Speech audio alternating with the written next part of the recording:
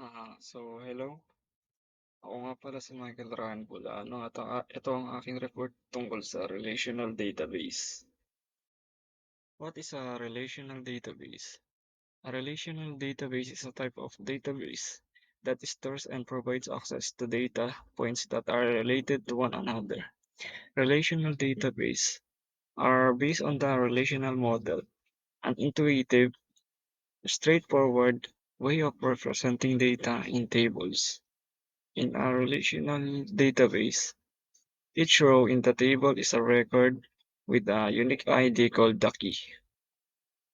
The columns of the table hold attributes of the data, and each record usually has a value for each attribute, making it easy to establish the relationships among points.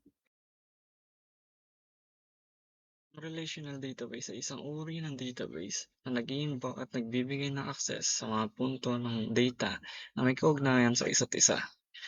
Ang mga relational database ay batay sa modelo ng relasyon, isang intuitive, tuwid na paraan ng kumakatawan sa data ng table.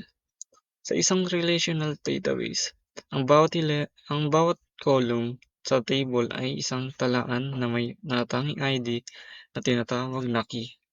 Ang mga column ng table ay may hawak na mga katangian ng data at ang mga talaan ay karaniwang may halaga para sa bawat katangian na ginagawang madali upang maitatag ang mga relasyon ng mga punto ng data. Narito ang isang simpleng halimbawa ng dalawang table na maaaring gamitin ng isang maliit na negosyo upang maproseso ang mga order para sa mga produkto nito. Ang unang table ay isang table ng impormasyon ng customer, kaya ang bawat talaan ay may kasamang pangalan, address, impormasyon sa pagpapadala at pagsingil, numero ng telepono at iba pang impormasyon sa pakikipag-ugnay. Ang bawat bit ng impormasyon o bawat katangian ay nasa sarili nitong column, at ang database ay nagtatalaga ng isang natatanging ID o isang key sa bawat line. Sa ikalawang table, isang table ng order ng customer, kasama sa bawat talaan ng ID ng customer na naglagay ng order, ang produktong inuutos, ang dami, ang napiling laki at kulay, at iba pa, ngunit hindi ang pangalan ng customer o impormasyon ng contact. Ang dalawang table na ito ay may isang bagay lamang na karaniwan, ang haligi ng ID o ang key. Ngunit dahil sa karaniwang haligi na iyon, ang relational database ay maaaring lumikha ng isang relasyon na sa pagitan ng dalawang table.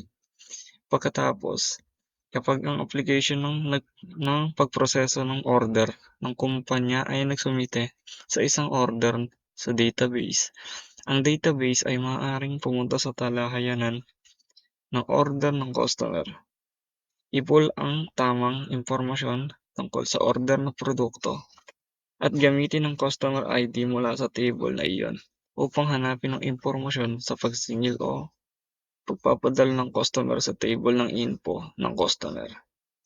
Ang warehouse ay maaaring pagkatapos ay i-pull ang tamang produkto. Ang customer ay maaaring makatanggap ng napapanahong paghahatid ng order, at kumpanya ay maaaring makakuha ng bayad. Yun lang. Thank you sa pakikinig at sana ay may naintindihan kayo. Salamat.